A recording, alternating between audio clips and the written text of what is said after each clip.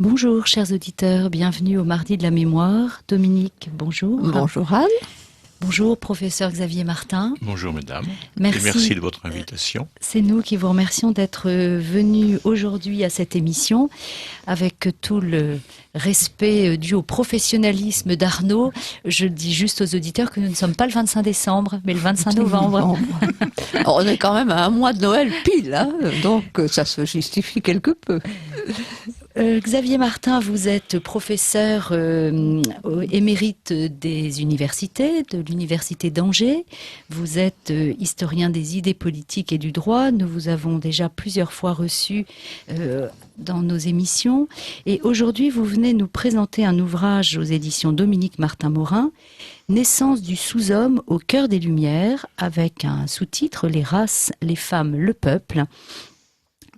Je dirais peut-être à nos auditeurs que c'est un livre qui s'inscrit dans l'approfondissement d'une réflexion que vous avez amorcée au cours de livres précédents autour de cette notion de l'homme, de cette conception de l'homme que les idéologues, les révolutionnaires et les courants qui ont suivi la Révolution française ont forgé et dont nous sommes grandement les héritiers, malgré nous parfois.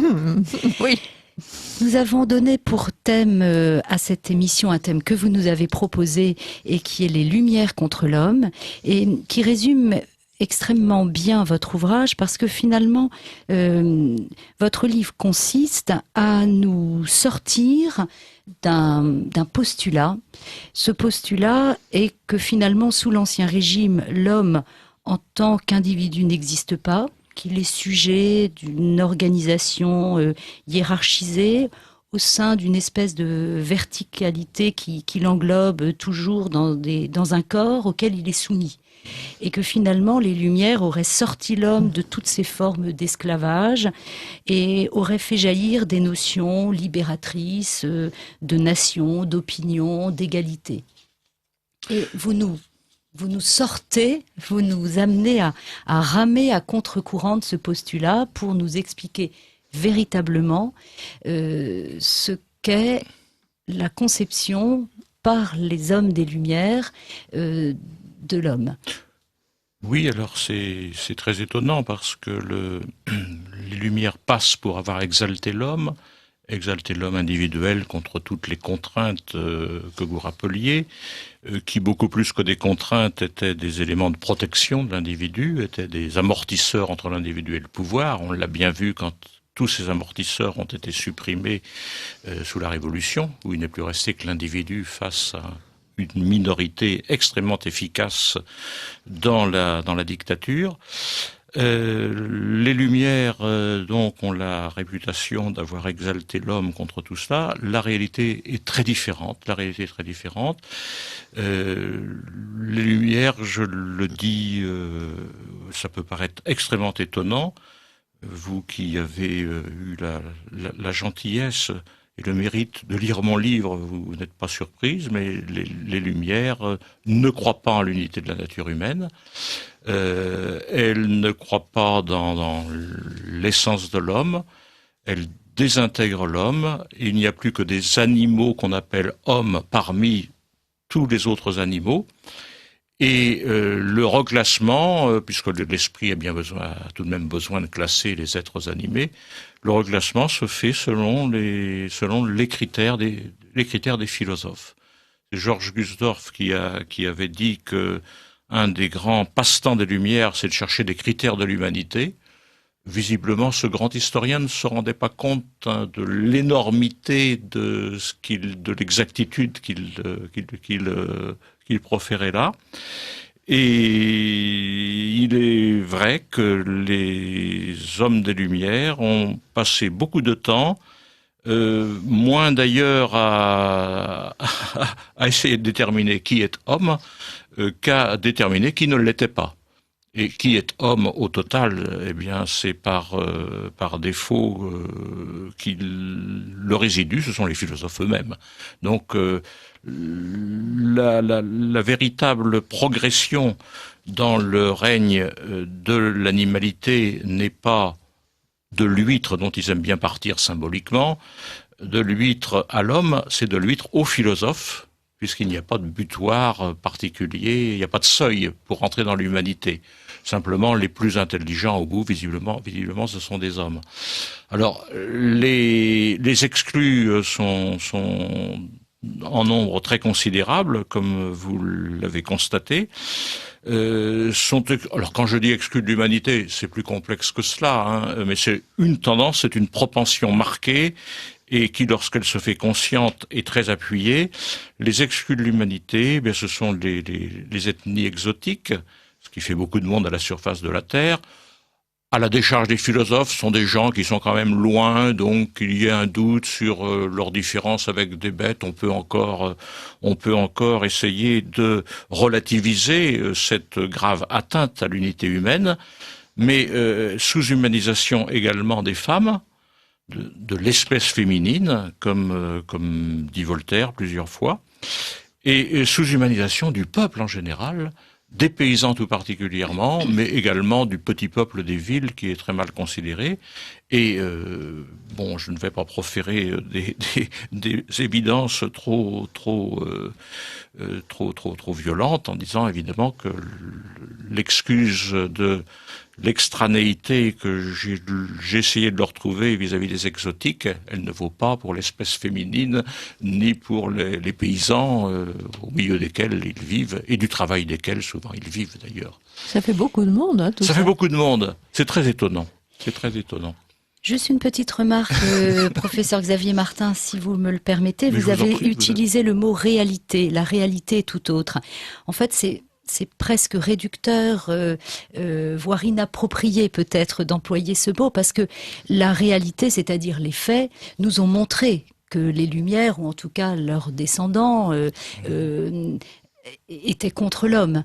Alors que là, vous allez encore au-delà, vous montrer que c'est même leurs pensées, leurs doctrines qui sont contre l'homme. Oui, tout à fait. Tout à fait.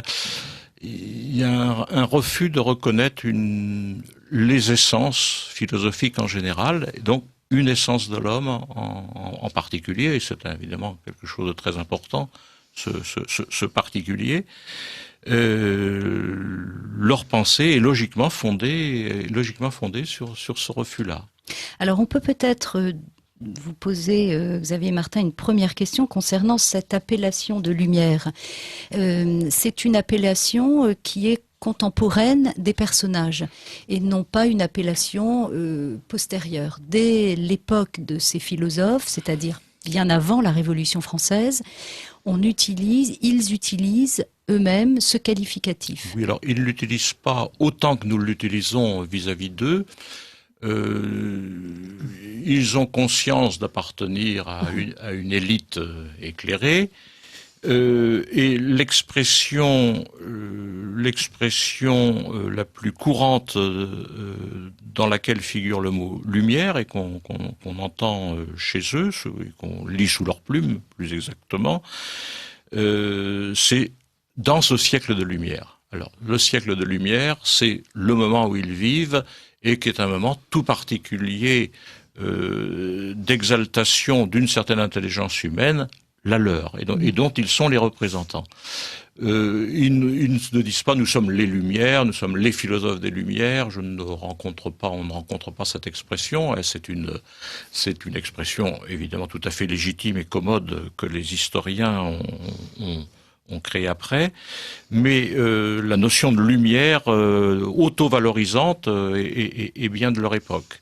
Oui, et vous en prie. Non, je vous en prie. Et l'on trouvera sous la Révolution les gens sincèrement surpris quelquefois devant les horreurs révolutionnaires, s'indigner et s'étonner en disant « dans ce siècle de lumière », comme c'est étonnant. Voilà. Mais ce que vous venez de nous dire, m'amènerait à faire une extrapolation peut-être un peu hardie, j'espère que vous me le pardonnerez, mais on a l'impression de voir se dérouler d'abord le fil de tout ce qui va se passer jusqu'à nos jours, avec cette notion de partie éclairée de la société qui en corollaire va imposer aux autres leurs idées. Hein. En plus, cette appellation des Lumières, quand utilisaient si j'ai bien compris, les héritiers intellectuels, disons plutôt, des philosophes du XVIIIe siècle, on a le sentiment que c'est valorisant pour eux aussi. Oui, c'est-à-dire qu'ils disent les Lumières, donc on ne peut plus rien dire puisqu'ils sont porteurs des Lumières. Est-ce que je me trompe, non ? Non, c'est tout à fait ça. C'est tout à fait cela. Il y a une auto-justification dans l'appellation, dans le rattachement, dans l'auto-rattachement aux Lumières. Il y a une exaltation de soi-même. Une auto-glorification. Oui, et vous avez tout à fait raison de faire allusion à l'hyper-élitisme de ces gens-là, que l'on retrouve de nos jours, puisque la catégorie, pour éviter le mot de caste que je n'emploierai pas, je dirais médiatico-culturel qui fait la pluie et le beau temps, ou qui est censé la faire dans les esprits, est tout à fait dans la tradition de cet hyper-élitisme des Lumières, où une petite élite est en rupture, parce que très au-dessus, parce que très au-dessus du menu fretin dont nous sommes, et qui ne mérite que d'être guidé, téléguidé, télécommandé, et éventuellement réprimé s'il s'écarte de la bonne voie. Domestiqué, non ? Domestiqué. Domestiqué, oui. Alors, on a le sentiment, en vous lisant, Xavier Martin, qu'il y a finalement pour ces philosophes une élite, comme vous venez de nous le dire, une élite à la fois d'un point de vue qualitatif et d'un point de vue quantitatif, c'est-à-dire que cette élite est très peu nombreuse. Et puis, il y a une masse qui est toujours méprisable, elle est haïssable, on la regarde avec au mieux commisération, ironie, et au pire avec haine. Et au sein de cette masse, il y a des individus auxquels il est commode de donner le mot d'homme, mais ce mot est un mot utile finalement. C'est un mot utile, c'est une appellation, c'est une étiquette commode, parce que grosso modo, tout le monde comprend ce qu'on veut dire quand on dit l'homme ou les hommes. C'est une commodité de langage, mais ça n'est qu'un mot, ça n'est qu'un nom. C'est d'où le nominalisme de cette philosophie qui est derrière, qui est très importante. Et une expression fréquente, comme vous l'avez constaté, c'est lorsqu'ils essaient d'être un peu plus précis, en ayant conscience que l'étiquette d'homme est un peu trop vague, les animaux qu'on appelle hommes. Les animaux qu'on appelle hommes, les bipèdes qu'on appelle hommes, expression que Voltaire, que Diderot emploie, que Voltaire aime beaucoup, et donc qui est un doute mis sur l'humanité réelle de ceux dont on parle. Et alors, ce refus de considérer l'individu sous une appellation qui qui ferait de l'homme une plus loin essence, une nature, un être véritable, tire ses origines et son fondement dans quoi ? Dans un refus d'une créature. Alors c'est lié à l'hostilité à la religion, et c'est lié tout particulièrement à l'hostilité à la Genèse. Il serait facile de montrer dans le détail. D'ailleurs, je le fais, mais pas d'une manière systématique, mais ça ressort de mes pages, je suppose, que l'anthropologie des Lumières, la vision donc philosophique, scientifique, médicale sur l'homme, et le contre-pied, jusque dans le détail, de l'anthropologie qui vient de la Genèse. Alors je dis c'est lié parce que est-ce que la réduction de l'homme est antérieure, chez eux, logiquement, est antérieure à l'hostilité à la Genèse qui est un ensemble de fables, des textes qui n'ont vraiment aucun intérêt, Ou est-ce que c'est l'hostilité de la jeunesse qui est antérieure à la réduction de l'homme? J'aurais plutôt tendance à penser que c'est la première idée qui est la bonne, que tout ça venant du scientisme, d'une surestimation de ce que la science, qui est en plein essor à partir du XVIIe, de ce que la science peut apporter, et qui rend toute approche religieuse complètement obscurantiste et totalement déconnectée de la réalité. Alors les deux choses sont très liées, hein, l'hostilité à la Genèse et la réduction de l'homme.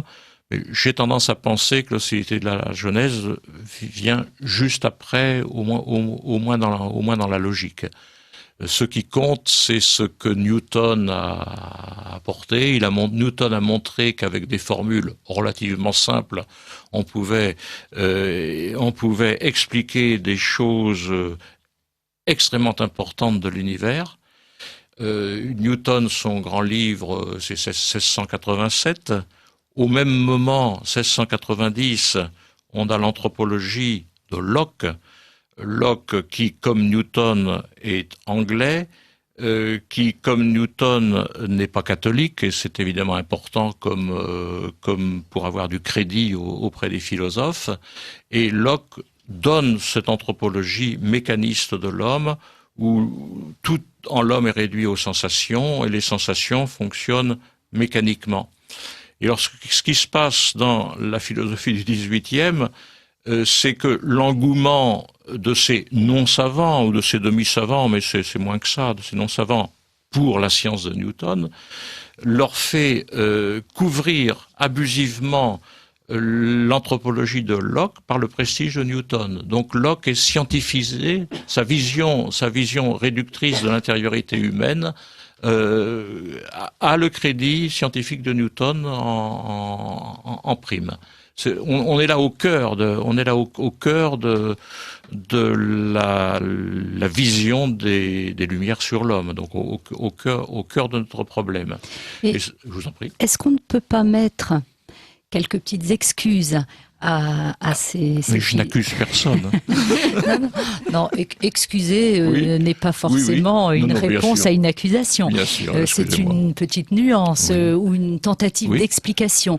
Est-ce qu'on ne peut pas justement les comprendre un tout petit peu, ces braves hommes, lorsqu'ils naissent et grandissent, et que leur pensée naît et grandit dans un siècle que l'on ne va pas qualifier des Lumières, nous, mais qui est tout de même un siècle de bouleversement, qui est un siècle où des théories nouvelles, des théories scientifiques peuvent amener des hommes à être, si ce n'est perdus, du moins étourdis par une nouvelle compréhension de l'univers, de la matière, vous voyez, tout cet univers scientifique naissant peut les avoir étourdis et perturbés. Je vous l'accorde entièrement. Je vous l'accorde d'autant plus que ce qui m'intéresse, c'est de les comprendre. On croit souvent que je les attaque. On me félicite même de les attaquer. Ou on me le reproche. J'aime beaucoup mieux qu'on m'en félicite. J'aime beaucoup mieux. Mais en réalité... je ne leur reproche rien. Mon point d'accroche est le suivant. Ces gens-là ont dit massivement le contraire de ce qu'on leur fait dire. C'est là. Oui. Et donc, je rétablis, je dis, non, on leur fait dire exactement le contraire de ce qu'ils ont voulu, avec insistance. Non seulement ils l'ont répété, ce qu'ils pensaient véritablement, ils l'ont répété, mais ils l'ont fondé logiquement sur des principes qu'on finit par très bien circonscrire, etc. Donc, il ne s'agit pas de faire leur procès. Il est vrai que certains d'entre eux n'en ressortent pas spécialement grandis. La haine, par exemple, de d'Holbach pour l'homme sans culture et sans instruction, je vois pas qu'il y ait du mépris, ça se comprend. C'est pas bien, mais ça se comprend. Mais pourquoi haïr l'homme sans culture, je ne comprends pas. Ce qui est vrai aussi, évidemment, c'est que ces gens-là sont hyper valorisés dans notre discours actuel et que tout ce qui atténue leur image, semble les dévaloriser. Mais ça n'est que du contre-coup. Mais vous avez parfaitement raison de relativiser de la manière dont vous l'avez fait. Et il y a aussi une autre manière de relativiser si on veut parler en termes de leur responsabilité ou de leur culpabilité, etc. C'est qu'eux-mêmes, cette pensée étant tout de même très irréaliste, eux-mêmes, dans la vie courante, très souvent, ne sont pas en conformité avec leurs pensées. Je pense qu'aucun d'entre eux ne s'est posé la question de savoir si sa mère appartenait à l'espèce humaine. Je présume que non. Lorsqu'ils se mettent à réfléchir en savant sur la femme, etc., etc., alors là, les affirmations de doute à ce sujet-là viennent.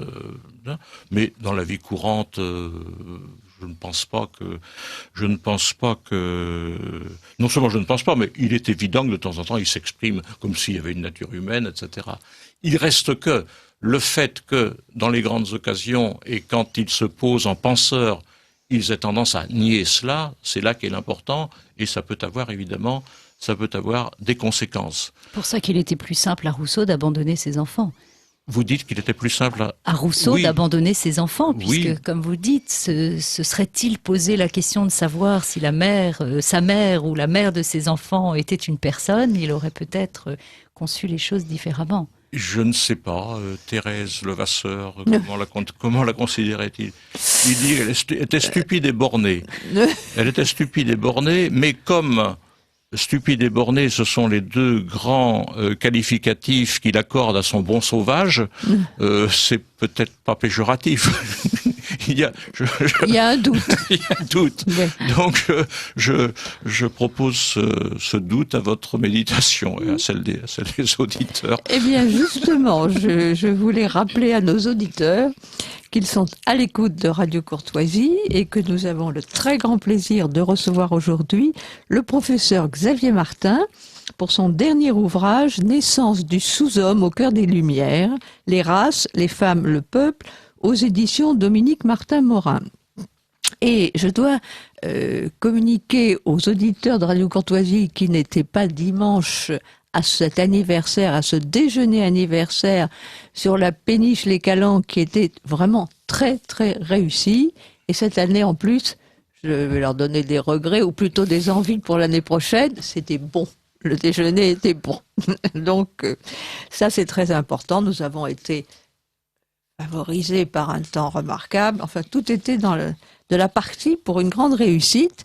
Et comme j'ai eu l'occasion de parler avec de nombreux auditeurs de Radio Courtoisie, plusieurs m'ont dit « on aime bien quand vous rappelez d'abord le nom de notre radio, bien sûr, Radio Courtoisie, et puis également le nom de l'invité et le titre de son ouvrage pour pouvoir le répéter plusieurs fois dans l'émission. Alors, ils sont très contents. Voilà, et l'éditeur est très sensible aussi au rappel de son nom. Je pense, oui. Alors, il y a une chose qui, pour moi, se dégageait beaucoup de ce que vous venez de nous expliquer, professeur Xavier Martin. C'est l'éclairage que ça donne sur les révolutions. Parce que, d'ailleurs, vous avez, juste avant, consacré un ouvrage pour lequel nous avions d'ailleurs reçu et qui est très important, c'est S'approprier l'homme, toujours chez Dominique Martin-Morin, un thème obsessionnel de la Révolution.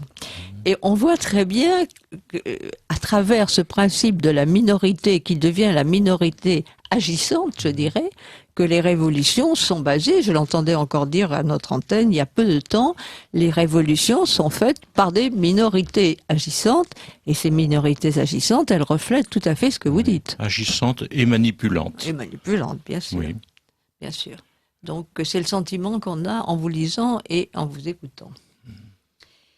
D'ailleurs, dans votre ouvrage, vous montrez très bien ces liens presque involontaire entre les Lumières et la Révolution française. Vous faites un peu l'image du cancer avec ses conséquences tumorales et malignes que peuvent avoir les pensées et la doctrine des philosophes des Lumières pour la Révolution française. Et puisque nous parlions tout à l'heure de ce refus d'une essence humaine et cette ce refus de la Genèse, on est amené à se demander, quand on vous lit, si finalement le refus d'un monogénisme ne conduit pas inexorablement à l'extermination. En tout cas, le lien est certain, oui. Alors, refuser la jeunesse, c'est notamment pas nécessairement refuser le monogénisme, parce que tous ne sont pas polygénistes, mais les plus importants le sont. Les plus importants le sont, dont Voltaire particulièrement. Et ça n'est pas par hasard si le grand historien de l'antisémitisme, je dirais, actif au XXe siècle, Léon Poliakov, donne une telle importance à Voltaire dans l'histoire de tout cela, oui. Et dans sa grande histoire de l'antisémitisme, il y a un tome qui est intitulé de Voltaire à Wagner. Donc c'est tout à fait, oui, je ne peux qu'abonder dans ce sens. Oui. Puisque vous parlez d'antisémitisme, professeur Xavier Martin, c'est une question que je voulais vous poser, parce que Henri de Lesquen on a un peu parlé au cours d'une de ses précédentes émissions. Pourquoi est-ce que on utilise ce terme d'antisémitisme quand finalement il s'agit d'un racisme judéophobe? Oui. On a l'impression que ce terme en surajoute. Enfin, le racisme judéophobe n'est pas suffisant comme appellation. Il faut utiliser ce terme d'antisémitisme. Il faut qu'il y ait anti dedans. Oui, je ne saurais répondre avec précision à votre remarque. Ce que je sais, c'est que je n'emploie jamais le terme d'antisémitisme s'agissant de Voltaire. Parce que je crois que c'est interdit par la pensée correcte, et il me paraît plus juste effectivement de parler de haine des Juifs, de judéophobie. Donc indirectement, c'était ma manière anticipée de répondre à votre question, si vous voulez. Et une question également que je me posais et qui ressort de vos deux ouvrages, Robespierre. Quelles furent ses sources d'inspiration, entre guillemets, qui l'amenèrent, en dehors de son propre caractère, bien sûr, qui ont pu l'amener à devenir le personnage qu'il est? Robespierre dans les Lumières, Robespierre est très imbu de Rousseau, et donc c'est toute l'ambiguïté de cette pensée retorse dont il est très difficile de parler parce que Rousseau se contredit beaucoup, et que sitôt qu'on met le doigt sur un fil conducteur important et qui explique légitimement une bonne partie de sa pensée, néanmoins on peut vous objecter plusieurs passages où il a dit le contraire, donc c'est assez... C'est très commode. Oui, c'est très commode. Bon, il reste que, il y a chez Rousseau une tendance, je veux dire, innocente, parce qu'il ne le faisait pas exprès, au totalitarisme, dans le sens le plus fort, le plus radical du terme. Et on sait que par exemple, les Khmers rouges ont été formés à Rousseau dans les universités françaises au début des années 1950. Et Robespierre, comment dire, l'influence rousseauiste a une très très grande importance dans sa manière de voir les choses. C'est d'autant plus frappant que Robespierre, comme il est assez connu, mais c'est peut-être pas suffisamment connu d'ailleurs, Robespierre a très violemment attaqué la plupart des philosophes des Lumières, les autres philosophes des Lumières, dans une circonstance très solennelle, puisque c'est le discours du 18 Floréal en 2, qui est le discours le plus spiritualiste de Robespierre, celui qui justifie le décret du 18 Floréal en 2. Le peuple français reconnaît l'existence de l'être suprême et l'immortalité de l'âme. Et il a une attaque extrêmement violente contre les philosophes matérialistes des Lumières. Or, le matérialisme des Lumières n'est pas une aile extrême c'est mon expérience des sources qui me conduit à le dire, c'en est le centre de gravité, dont certains peuvent être plus ou moins éloignés, mais c'est le centre de gravité. Et c'est ce que Robespierre épingle avec beaucoup de vigueur. Lui-même est assez ambigu, parce que Rousseau est ambigu, et Rousseau est beaucoup plus contaminé de matérialisme des Lumières qu'on ne croirait, alors qu'il qui se croit hyper spiritualiste et que bien de ses propos le sont et que en gros il l'est, néanmoins il est contaminé par cela, si bien qu'on retrouve ça également chez Robespierre, qui d'un élan spiritualiste retombe très rapidement dans le même discours sur un utilitarisme religieux. Et de toute façon, c'est utile à la société, ce qui est déjà la logique du concordat de Bonaparte, évidemment.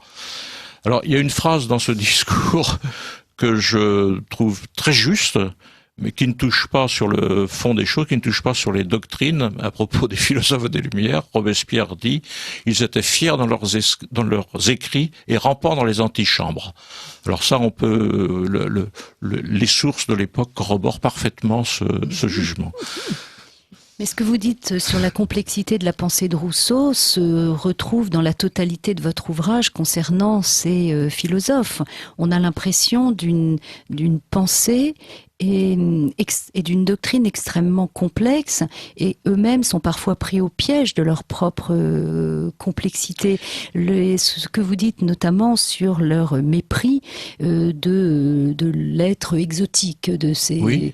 On s'aperçoit qu'au bout d'un moment, ils vont être amenés à trouver finalement plus de crédit ou de noblesse, je ne sais pas comment dire, à ces tribus exotiques qu'aux mulâtres, parce que l'homme exotique a au moins le mérite d'être pur, d'une race pure, alors que le mulâtre est un mélange. Oui, il y a ça on trouve ça chez certains. De même, ce mépris pour la masse et quand même pour la populace est extrêmement surprenant pour des hommes qui vont peut-être pas eux directement, mais leurs successeurs, remettre le pouvoir à cette masse. C'est une espèce de paradoxe très difficile à Alors comprendre. C'est un paradoxe. Les philosophes des Lumières ne sont pas démocrates. Ils ont moins cette conséquence. Ils sont pas démocrates du tout. Est-ce que la révolution remet le pouvoir veut remettre le pouvoir au peuple? C'est très ambigu.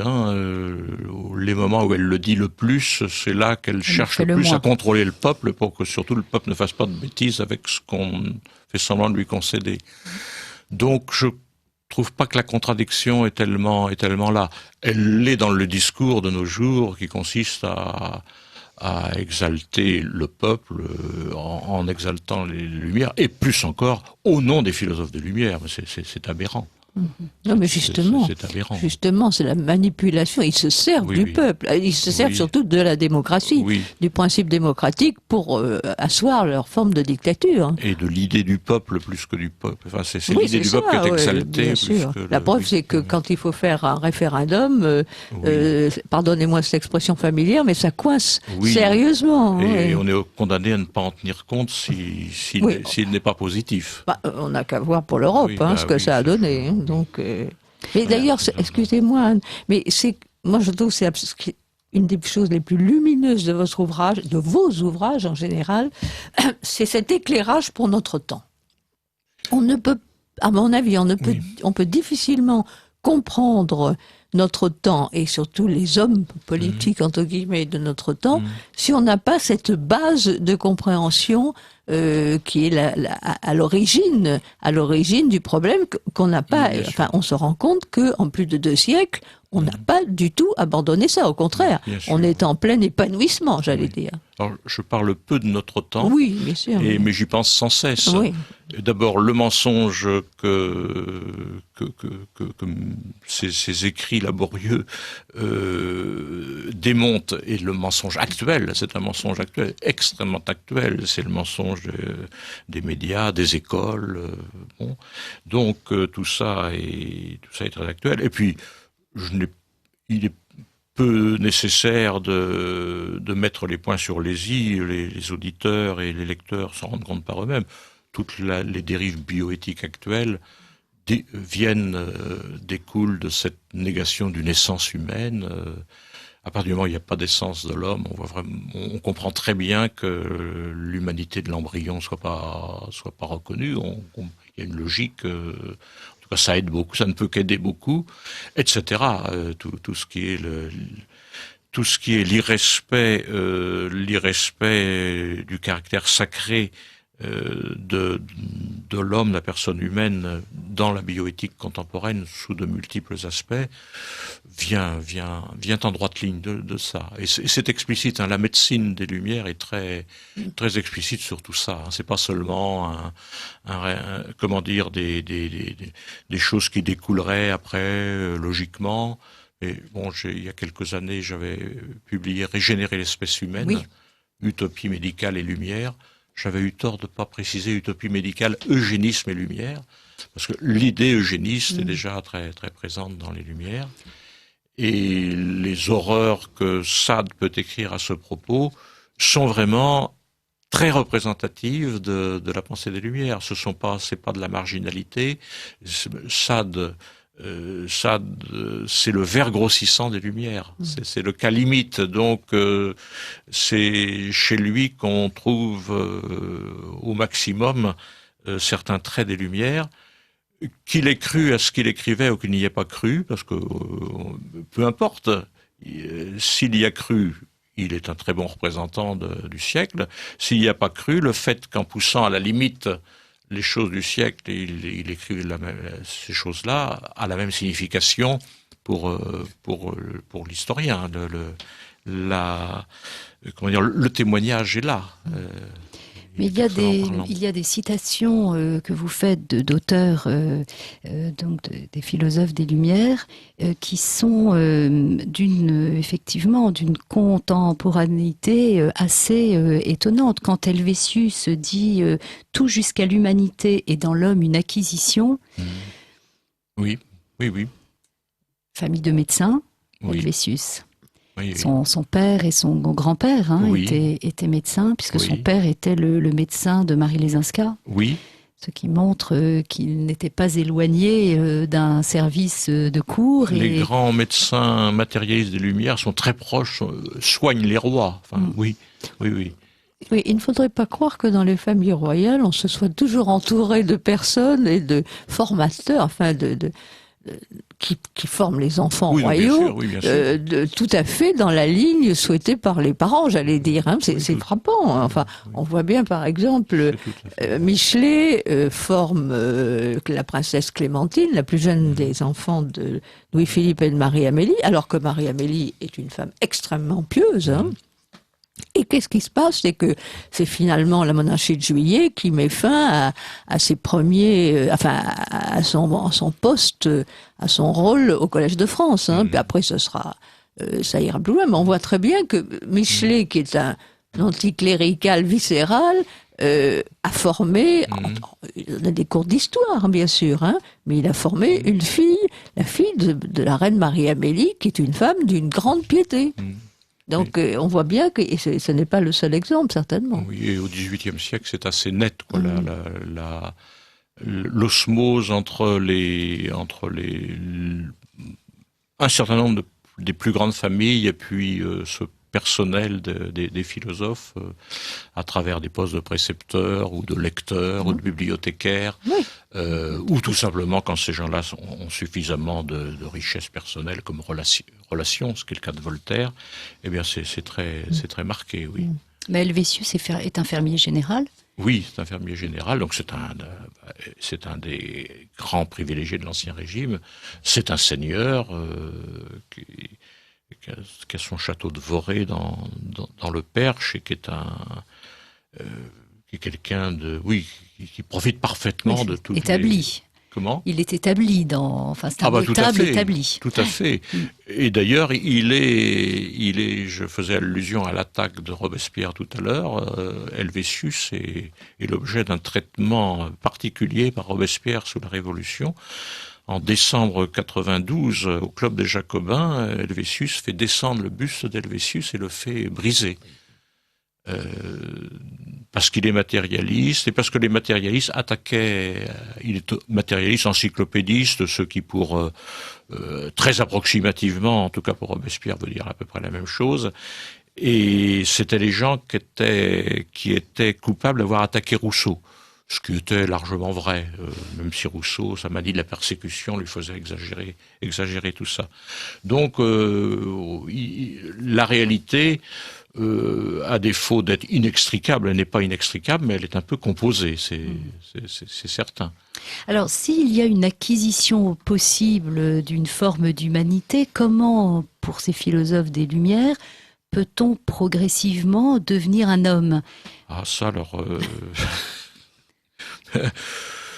l'humanisation, ou l'hominisation, parce qu'on peut même employer ce mot-là, passe notamment par la déchristianisation.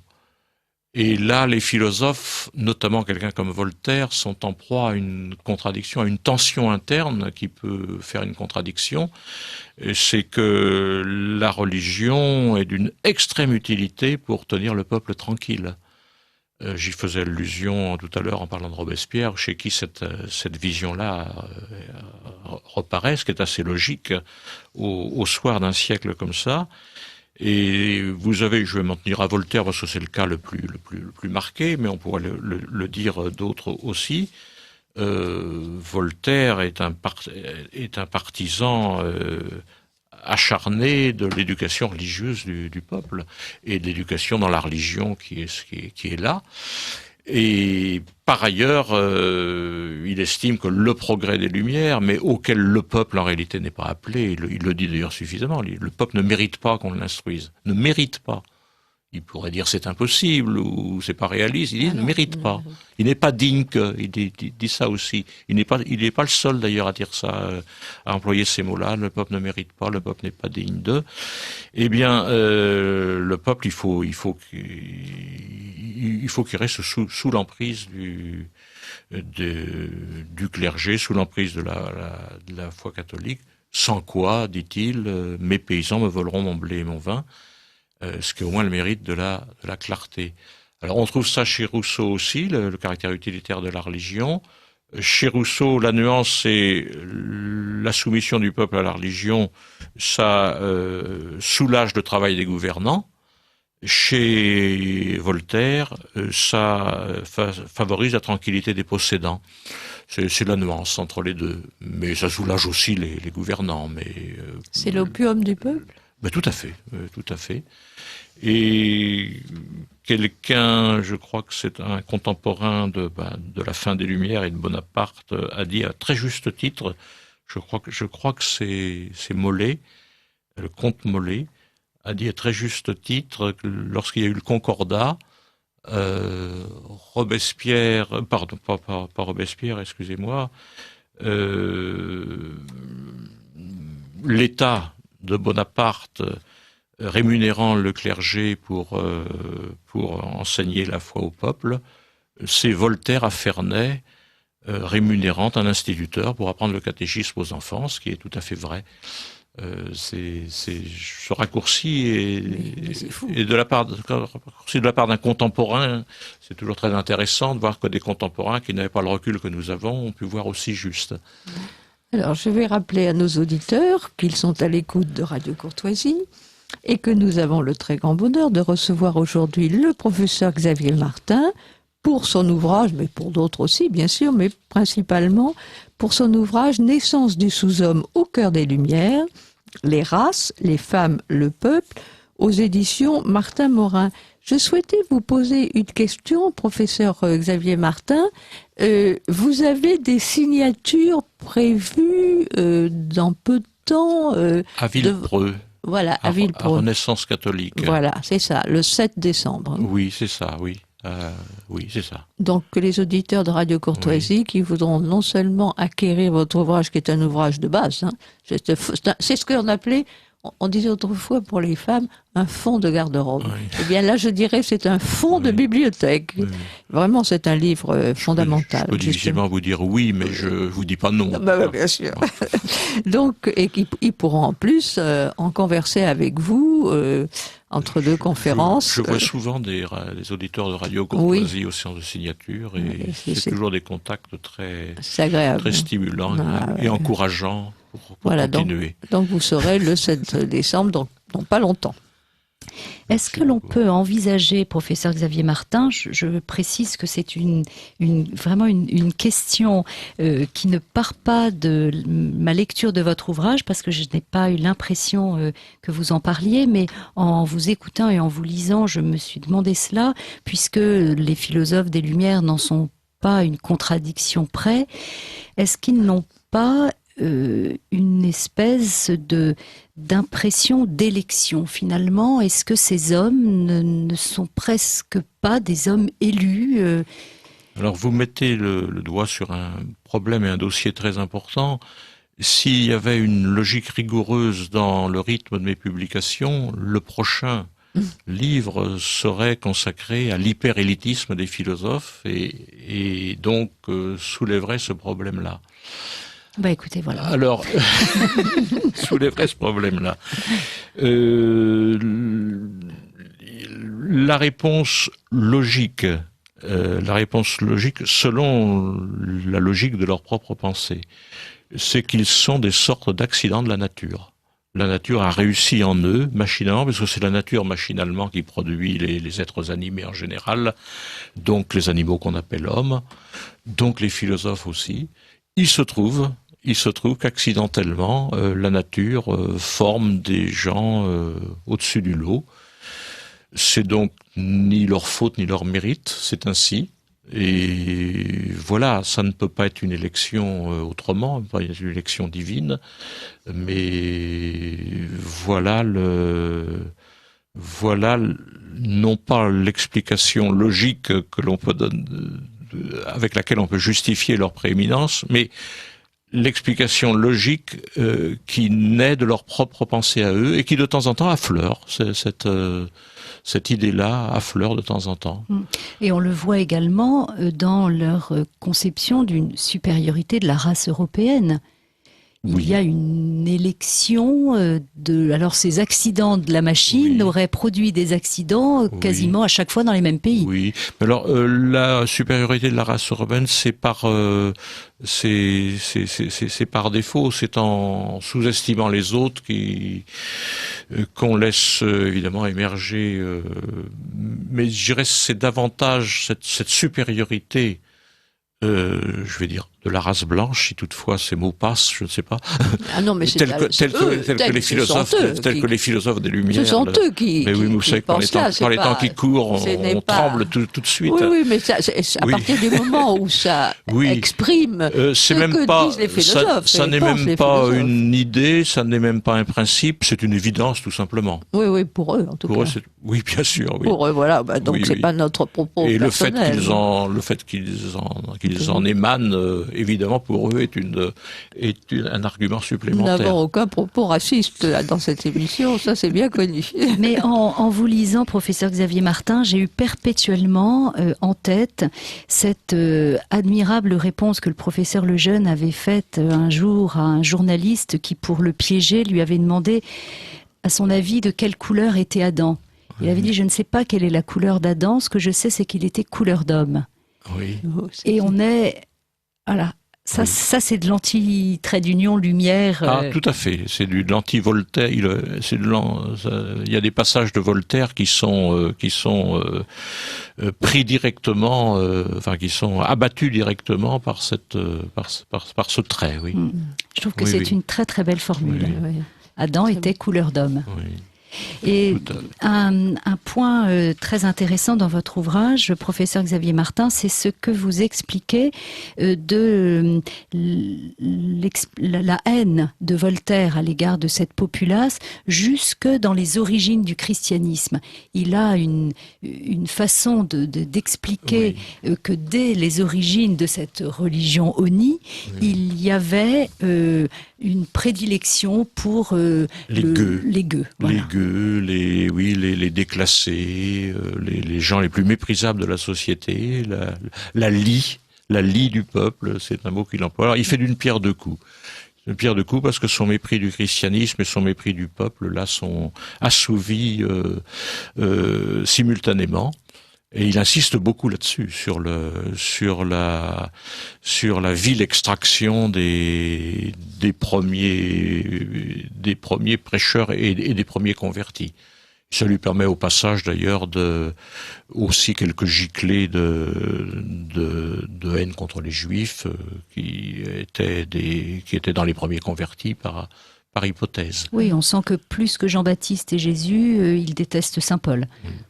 C'est vraiment l'homme à abattre. Oui, parce que il pense que Saint Paul a été. Et puis en plus, alors nous parlions de leur élitisme tout à l'heure et de leur rôle un peu messianique. C'est pas excessif de le dire, même si eux ne l'emploient pas, parce que la Révolution elle-même se croira et se dira messianique, et le calendrier révolutionnaire supplante la naissance du Messie comme début de l'histoire humaine. C'est très caractéristique. Donc ils ont eux-mêmes cette vision messianique d'eux-mêmes. Oui. Ah oui. Oui. Alors nous avons 2 messages d'auditeurs de Radio Courtoisie. Alors un auditeur qui est d'ailleurs un de nos adhérents fidèles nous dit: le terme antisémitisme a été érigé en moyen d'attaque au début du XXe siècle par, c'est en anglais, c'est une ligue qui vient des États-Unis. Alors donc on est obligé de dire son nom tel qu'il est. Anti-diffamation League, donc la Ligue anti-diffamation aux États-Unis, qui est en réalité une ligue de diffamation, puisque son moyen d'action principal est la campagne de presse délétère. Voilà ce que nous dit cet auditeur. Merci beaucoup. Et une auditrice de Radio Courtoisie, qui dit ce que vous dites, qui s'adresse à vous, professeur Xavier Martin, ce que vous dites à propos de la démocratie et l'utilisation du peuple me rappelle un passage de Tocqueville. Marat, un des révolutionnaires de 48, Marat, appartenait à cette race ordinaire des révolutionnaires français qui, par liberté du peuple, entendent tyrannie exercée au nom du peuple. Elle dit, c'était de mémoire. Et merci pour votre émission, toujours passionnante, cordialement, et donc c'est signé par une fidèle auditrice de Radio Courtoisie. Merci beaucoup. Eh bien, nous la remercions tous les 3 très vivement de ce message. Oui. Alors, professeur Xavier Martin, dans les quelques minutes qui nous restent, nous allons peut-être parler des femmes. Parce que ce qui m'a frappé en vous lisant, c'est qu'on en vient à aimer Olympe de Gouges, Madame Roland et... Tout à fait. Alors, quand même, que se passe-t-il ?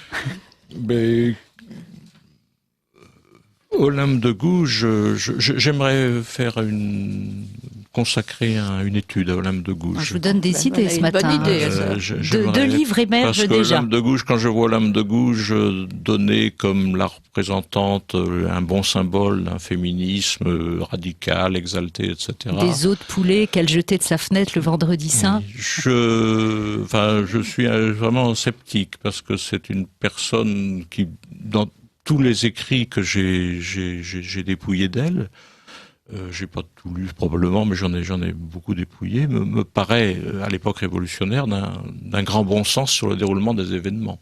Alors évidemment, il y a le féminisme chez elle, mais quand vous voyez l'extraordinaire violence de l'antiféminisme des Lumières, ça n'est pas étonnant qu'une personne qui réfléchit un peu ait cette réaction-là. Parlez à juste titre de violence, enlevons la fin de ce mot et vous abordez la question de cette justification du viol, qui est, c'est vraiment, ça fait partie des passages extrêmement intéressants de votre ouvrage. La relativisation du viol par les philosophes des Lumières, c'est très intéressant, qui aboutit dans le dernier ouvrage de Voltaire sur les questions de justice, à la proposition de dépénaliser le viol. Ce que personne ne dit, tout le monde, chez les spécialistes, vante cet ouvrage, mais personne ne remarque qu'il y a cette proposition de dépénaliser le viol qui est tellement en corrélation avec le reste. C'est extrêmement intéressant. Et Olympe de Gouges, sur le déroulement de la Révolution, a des vues pleines de sagesse constamment. Et pour elle, comme une autre grande féministe, mais qui est allemande, c'est là, Madame de Bentinck, qui est une ancienne correspondante de Voltaire, l'anarchie révolutionnaire, ce bazar révolutionnaire, c'est une affaire de sottise d'homme, de sottise masculine. C'est très laid. Et ça apparaît chez Olympe de Gouges. Alors nous allons rappeler aux auditeurs de Radio Courtoisie que nous recevions le professeur Xavier Martin pour son ouvrage Naissance du sous-homme au cœur des Lumières, les races, les femmes, le peuple, aux éditions Dominique Martin-Morin, et que les auditeurs de Radio Courtoisie auront le plaisir de le retrouver à la grande journée de Renaissance catholique à Villepreux, le dimanche 7 décembre prochain, donc dans pas si longtemps que cela. Et j'espère qu'ils auront gardé en mémoire tout ce que nous a révélé aujourd'hui le professeur Xavier Martin. Oui, parce que nous n'avons fait qu'aborder votre ouvrage. Effleuré. Mais je vous remercie beaucoup pour cette invitation. Et c'est nous qui vous remercions de cette conversation. Et l'agrément de cette conversation. Oui. Dominique, à mardi prochain. À mardi prochain.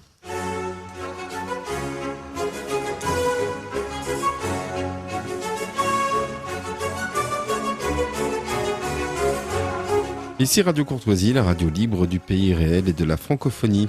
Vous venez d'entendre les livres du jour, les mardis de la mémoire, émission créée par Pierre Chaunu et dirigée par Anne Collin et Dominique Paoli, diffusée en direct mardi 25 novembre 2014 de 10h45 à 11h45. Ils sont diffusés en différé dans l'après-midi de 14h à 15h, mercredi 26 de 6h à 7h, samedi 29 novembre de 14h à 15h, puis à la demande sur le site internet de Radio Courtoisie. Ces livres du jour ont été réalisés par Arnaud. N'oubliez pas que Radio Courtoisie est une radio culturelle associative. Afin de sauvegarder une indépendance absolue, Radio Courtoisie refuse toute ressource publicitaire. Radio Courtoisie ne vit que grâce à ses auditeurs. Aidez-nous à demeurer libres, adhérez à notre association. Pour cette année, la cotisation minimum est de 40 €. Envoyez votre chèque à Radio Courtoisie, 61 boulevard Murat, 75 016 Paris.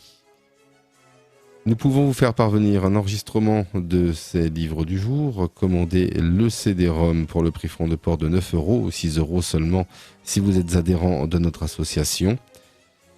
En rédigeant des chèques distincts pour la cotisation et pour l'enregistrement, vous faciliterez la tâche de notre secrétariat bénévole. Je vous rappelle notre adresse, Radio Courtoisie, 61 boulevard Murat, 75 016 Paris.